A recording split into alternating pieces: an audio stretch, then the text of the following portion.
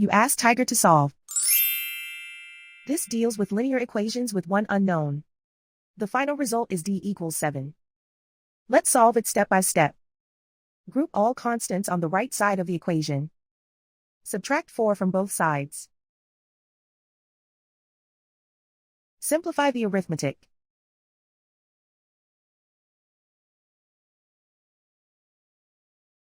Isolate the d. Divide both sides by 2. Simplify the fraction.